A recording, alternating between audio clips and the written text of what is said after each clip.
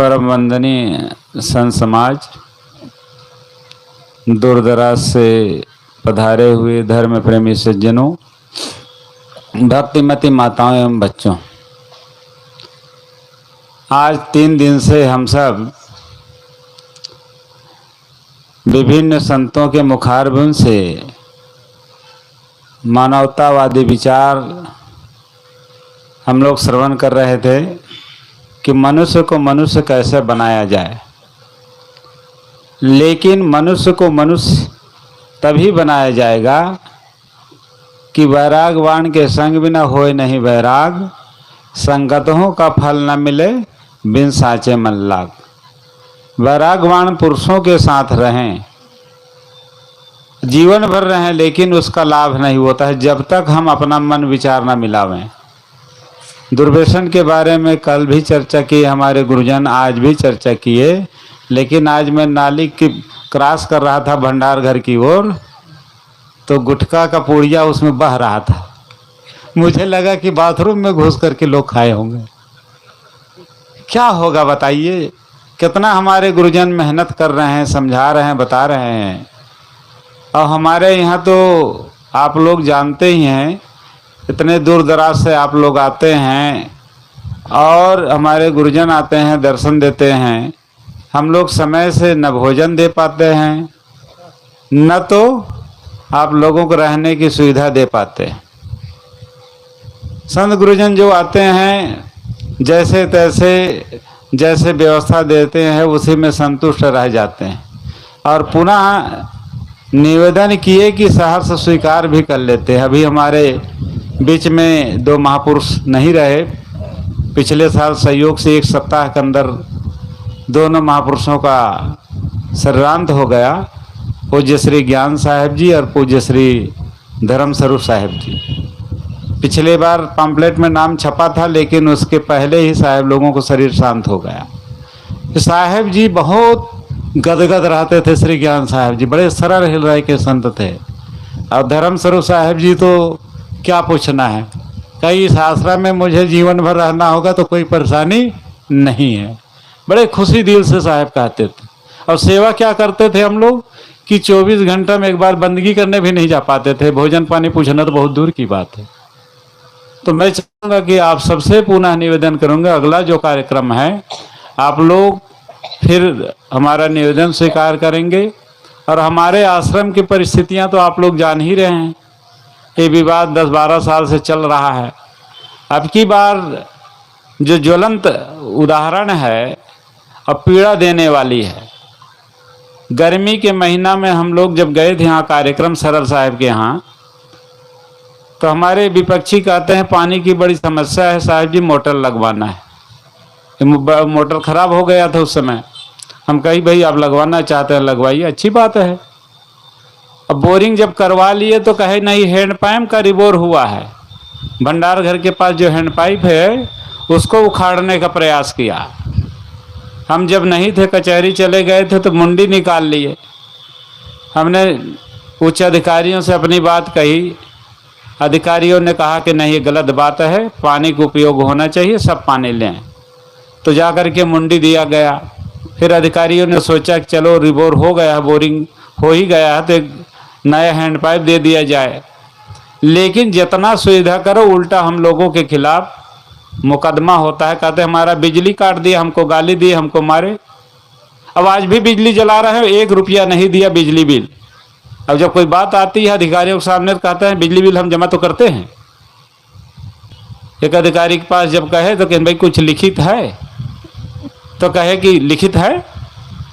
जब आप सबके यहाँ गली गली घूम करके हम लोग कुछ गल्ला इकट्ठा करते हैं सीजन में, कुछ चावल लाया था, बिजली बिल बकाया था, मुझे जमा करना है, बेचना चाह रहा था। कई संस्था की जो चावल है उसको बेच रहा है, दुरुपयोग कर रहा है। फिर 112 नंबर पर पुलिस अधिकारी लोग आए, उन्होंने समझाने का प्रयास किया कि भाई उन्होंने मांग करके लाया है, बिजली बिल जमा करने के लिए कह रहा है। अब आप लोग इस तरह क्यों करते हैं, उसको बेचने दीजिए, जमा करने दीजिए। कहने ये संस्था की चावल है, ये झूठ कह रहा है। आप लोग जानते होंगे गोंडा बस्ती फैजाबाद के लोग, हम लोग ठंडी और गर्मी में दोनों महीना मेहनत करते हैं। खूब कड़ाके की ठंडी पड़ती है दिसंबर में, तो गली गली घूमते हैं, गांव गांव घूमते हैं। अब मई के महीना में जब गेहूं कटता है तब गांव गांव घूमते हैं। हमारे साथी हमारे साथ जो जाते हैं वो एक बार के बाद दोबारा नहीं जाना चाहता हमारे साथ, कहते तो खा करके दौड़ाते रहते हैं, दिन भर सोने नहीं देते। मैं कहता हूँ किसान भाई लोग कितना मेहनत करते हैं ठंडी में गर्मी में, हमको 10 दिन मेहनत करना है। और किसके लिए मेहनत करना है? सदगुरु राम सूरत साहिब जी के पुण्य स्मृति में जो कार्यक्रम होता है उसमें हमारे श्रद्धालु जो आते हैं उनको भोजन की कमी ना हो, राशन की कमी ना हो, केवल उद्देश्य यही रहता है। हमारा व्यक्तिगत स्वार्थ नहीं है। श्रद्धालुओं के घर जाएं तो बढ़िया सेवा भी करते हैं, भोजन भी देते हैं और चलते समय कुछ पूजा विदाई भी देते हैं, लेकिन व्यक्तिगत हमें कोई ज़रूरत नहीं है। समाज के लिए कहा गया ना कि मर जाऊँ मांगू नहीं अपने तन की काज, और परमारथ के कारणे मोहिनी आवे लाज। हमारे अध्यक्ष श्री परीक्षा साहब जी हैं, 74 साल के उम्र के हैं, लेकिन ठंडी में वो रात दिन दौड़ते हैं। और अभी कार्यक्रम के पहले 10 दिन 15 दिन आश्रम में थे तो बहुत चिंतित थे कि कैसा कार्यक्रम होगा, मैं यहाँ रह करके क्या करूँगा, मुझे जाने दो। मैं कहा कुछ ऐसे समस्या है साहब, आप आश्रम के मुखिया हैं, आपको रहना जरूरी है। देख रहे हैं कबीर बाग अब की बार पड़ती पड़ा है। गांव के प्रबुद्ध जनों ने कहा कि 35 साल से परीक्षा साहब और धर्म प्रकाश साहब राम सूरत साहब के साथ रह करके खेती करते आ रहे हैं।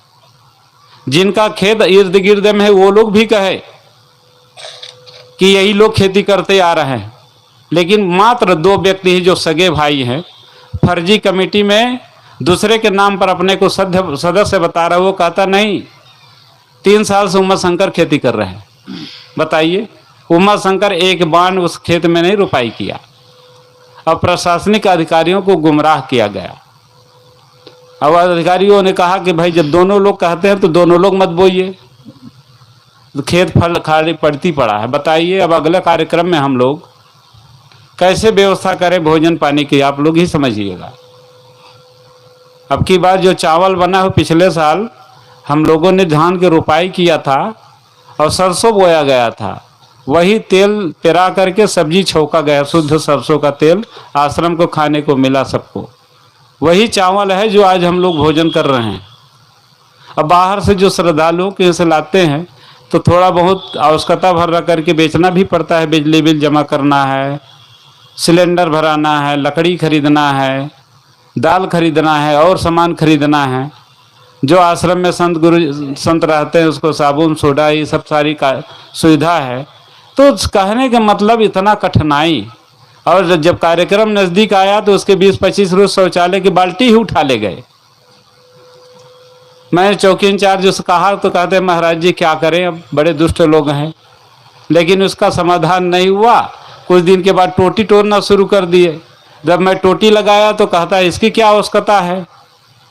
फिर बड़ा ही जब बुलाया 2 दरवाज़ा पहले टूटा हुआ था तो मैं कहा बन जाए भाई, कार्यक्रम है, श्रद्धालु लोग आएंगे, शौचालय दरवाज़ा टूटा रहेगा, कैसे काम बनेगा।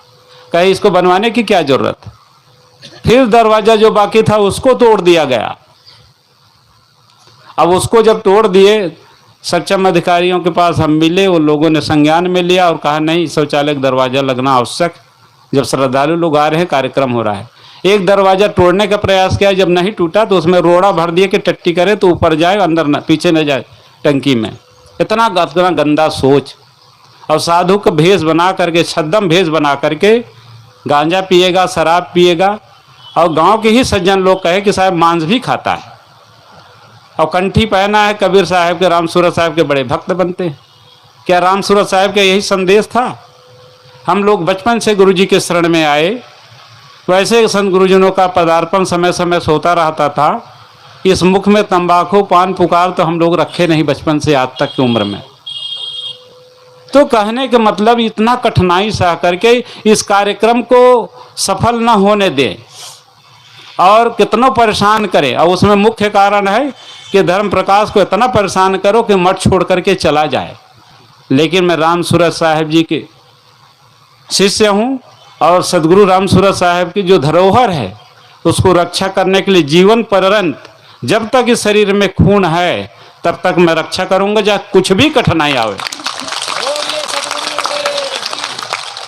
और आगे बहुत दुख है, बहुत कठिनाइयाँ हैं, उसको कहने भर का समय भी नहीं है। और ना आप लोगों को सुना करके वो पीड़ा क्यों उद्गार करना है। और आप सब जानते हैं, ज़्यादा कहने की ज़रूरत है। इतना घटिया सोच, इतना निम्न स्तर का सोच। जो व्यक्ति यहाँ आकर के पढ़ा, एक घर से चुटकी भर आटा नहीं लाया, अब आज स्वयंभू महंत बन करके अपने को पूर्व अध्यक्ष लिखता है।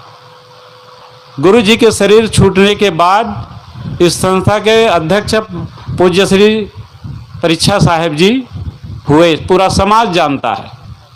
और पूरा हमारे जितने गुरु भाई हैं आज भी स्वीकार रहे हैं कि श्री परीक्षा साहब इस संस्था के अध्यक्ष हैं। लेकिन वो झूठ बोल बोल करके अब कुछ ऐसे चमचों को लेकर के घूमता रहता है, जमीन दिखा करके बेचना चाहता है।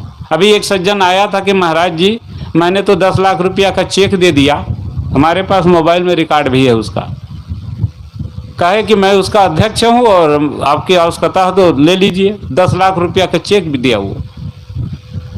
कबीर मठ के नाम से बोलेरो गाड़ी खरीदा, बैंक में लोन जमा किया। मैंने बैंक वालों से कहा कि दूसरे का रिकॉर्ड नहीं देते हैं महाराज जी, कि कहाँ से पैसा आया। तो भाई इतना कठिनाइयाँ हैं, इतना कष्ट सहना पड़ रहा है हम लोगों को। आश्रम का विकास होना चाहिए तो भाग दौड़ में तमाम डीजल पेट्रोल महंगाई जान ही रहे हैं। वकील के पास जाना पड़ रहा है, वकील के पास नहीं जाएंगे तो संस्था की संपत्ति करोड़ों अरबों की संपत्ति चला जाएगा। अब ऐसे ऐसे अधिकारी भी आ जाते हैं कि उच्च अधिकारियों के आदेश को नज़रअंदाज करके निचली अदालत ही आदेश कर देता है। क्या ये विश्वास कैसे जो है अधिकारियों के ऊपर होगा बताइए। एसडीएम एक मजिस्ट्रेट होता है और एसडीएम मजिस्ट्रेट ने कहा कि 56 सदस्य जो उमाशंकर ने बनाया हो अवैध है। 28/1/14 में जो चुनाव करा लिया हो अवैध है। पुनः वैध सदस्यों की सूची जारी करके चुनाव कराइए। डिप्टी रजिस्ट्रार को भेज दिया। डिप्टी रजिस्ट्रार उस समय वर्तमान डिप्टी रजिस्ट्रार ने 30 वैध सदस्यों की सूची जारी की है।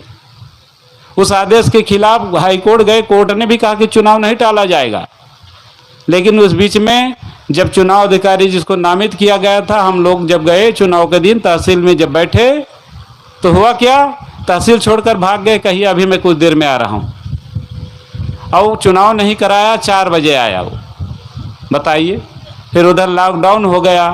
अब वही डिप्टी रजिस्ट्रार, वर्तमान डिप्टी रजिस्ट्रार ने क्या किया, जिसको एसडीएम ने अवैध घोषित किया था उन्हीं सदस्यों को स्वीकार करके 63 की सूची जारी कर दी। फिर हम हाई कोर्ट गए, हाई कोर्ट ने संज्ञान में लिया और संज्ञान में लेकर के कहा कि वो संपत्ति में कहीं पूजापा तो नहीं चढ़ता है। तो हमारे वकील ने कहा हम तो कबीरपंथी साधु, हमारे यहाँ मूर्ति पूजा है ही नहीं।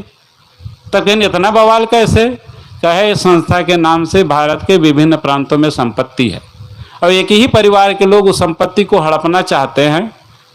तो जज महोदय माननीय उच्च न्यायालय ने उसको संज्ञान में लिया और कहा कि मैं डीएम साहब को नियुक्त कर देता हूँ।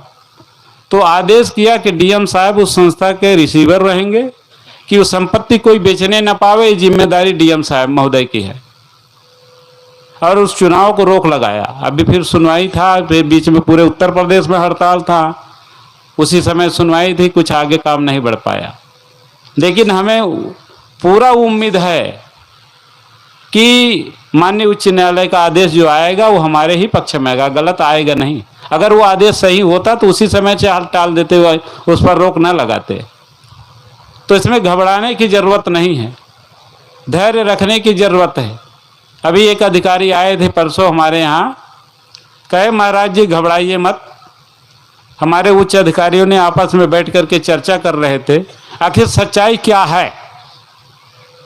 तो ये जो और बड़े अधिकारी थे उसके ऊपर नीचे वाले ने कहा कि सच्चाई तो धर्म प्रकाश और परीक्षा दास का है। परीक्षा दास अध्यक्ष थे, उनका फर्जी इस्तीफा दे करके फर्जी कमेटी बना लिया। तो कहे उसके खिलाफ कोई कार्रवाई हुई कि नहीं, कहीं उनके खिलाफ कार्रवाई हुई है। 406, 420, 467, 468 और 471 धारा उनके हैं। अब जब भी कोई झगड़ा विवाद करता है तो कहते समझौता कर लो, मिल बैठ करके बातचीत कर लो।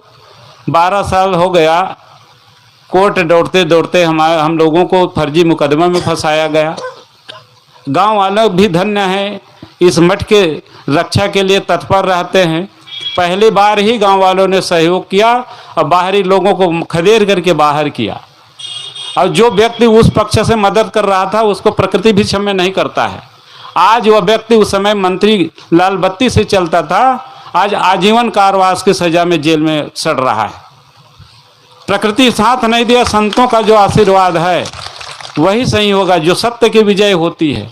तो गलत करने वाले हैं वो ज़्यादा दिन तक टिक नहीं सकता, सत्य की ही विजय होती है। न्यायालयों में लिखा रहता है सत्यमेव जयते, बशर्ते हम सबको क्या करना है, धैर्य बना करके रखना है। और तमाम हमारे महापुरुष कुर्बान हो गए देश की आज़ादी के लिए, आज उसका नाम अमर है। और जो शत्रु बाहरी आए थे वो चुपचाप लौट गए। ठीक इसी तरह से एक दिन उसका मुंह भी काला होगा, घबराने की जरूरत नहीं है।